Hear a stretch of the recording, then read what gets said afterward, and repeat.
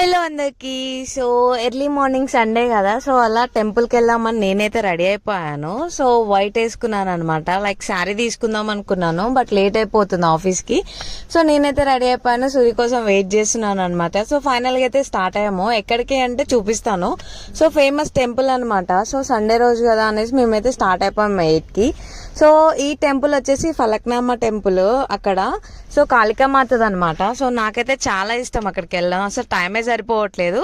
So ఇప్పుడైతే time దొరికింది. ఇక్కడ చూడండి ఎన్ని ముడుపులు ఉన్నాయో. నేను కడదాం అనుకున్నాను, బట్ నాకు అన్ని కోరికలు ఏం లేవు అనమాట ప్రెసెంట్ అయితే.